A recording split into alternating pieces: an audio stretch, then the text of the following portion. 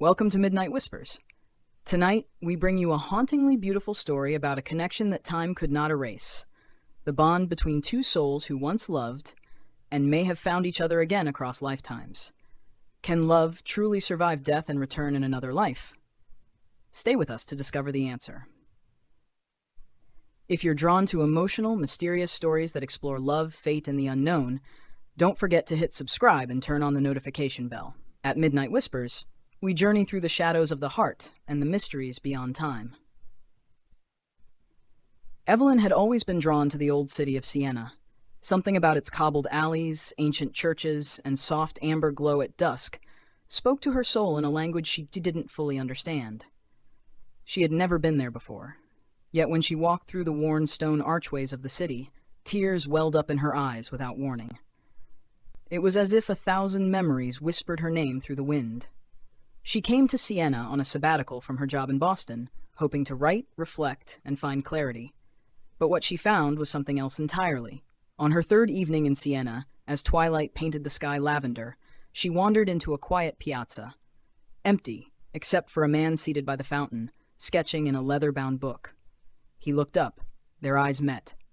Time stopped. Evelyn felt the ground vanish beneath her. His eyes, a rich, familiar brown with gold flecks, seemed to pierce through centuries. He stood slowly, his face mirroring her shock. "Evelyn?" he said, hesitantly, like someone speaking a name they hadn't uttered in lifetimes. She blinked. "Do I know you?" "No," he said. Then, after a pause, "But I think I have." His name was Matteo. He was an artist living in Siena, working mostly with frescoes and restoration. But what started as a chance encounter turned into something more within days. They spent hours talking in cafes and walking through the hills. Everything about him felt achingly familiar. His laugh, the curve of his hands, the way he looked at her when he thought she wasn't watching. The dreams began shortly after. Evelyn would wake in the middle of the night, breathless, clutching her chest.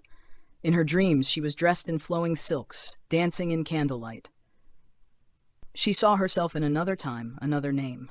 And always, always, there was Matteo. Not as he was now, but younger, dressed in Renaissance robes, calling her Livia. They were lovers, hidden from the world, bound by passion and tragedy. She remembered fleeing from guards in dark corridors, whispered promises in moonlit gardens, a stolen locket, and blood on white marble.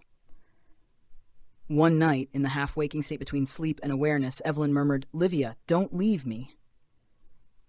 Matteo, half asleep beside her, replied, "I never will."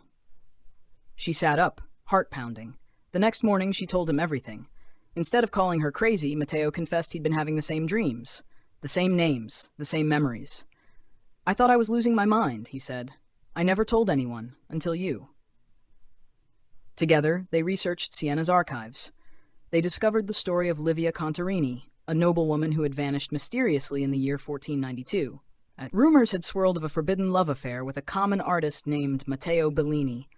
He had been found murdered by the cathedral steps. Evelyn felt the chill of fate brush her spine. The locket from her dream. She drew it one morning, hands trembling. Matteo gasped when he saw it. "That was mine. I painted it." They found it in a museum case, dusty and unnoticed. The bond between them grew stronger and stranger. There were moments they would speak in a language neither remembered learning. Times when they would reach for each other in perfect unison, reacting to a past they hadn't lived in this lifetime. Their love became an echo of another era, repeating through the corridors of time. But it wasn't just love that followed them through the ages. Shadows crept in. Evelyn began to see flickers in mirrors, a stern-faced man in armor, watching her. She'd feel the weight of invisible eyes on her when she walked alone. One night, she found red rose petals scattered on her pillow, the same way Livia had been left warnings in her final days. "It's happening again," Matteo said, voice hoarse. "They don't want us together." Whoever had torn them apart centuries ago was still trying. They started having visions, not dreams. Memories, vivid and terrifying. Evelyn remembered the final night, running to the cathedral, Matteo wounded and bleeding. The locket pressed into her hand as he whispered, "Find me again, no matter how long it takes." She remembered screaming his name as guards dragged her away. Back in the present, Evelyn couldn't breathe. The past was no longer behind them. It was looping, folding in on the present. They knew what they had to do. At midnight, under the same cathedral arches, they stood holding hands. Evelyn wore a white dress, eerily similar to the one from her dreams. Matteo carried the locket. "We have to finish what we couldn't," she said. "Say the vows, bind the love."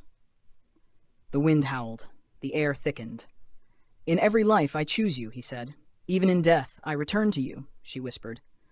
When their lips met, a pulse of warmth exploded through the square, and for a brief moment Evelyn swore she saw flickering lights around them, like ghosts applauding, or perhaps their past selves finally set free. From that night on, the nightmares faded. The visions stopped. But their connection remained intense, electric, deeper than logic. They moved in together, splitting time between Boston and Siena. People often commented on their unusual closeness, the way they spoke without words, the way they touched like they were always afraid to lose one another. And sometimes, when dusk fell and Siena glowed gold, Evelyn would hold the locket, now around her neck, and feel a strange peace. Some loves weren't meant to last one lifetime. Some were meant to last forever.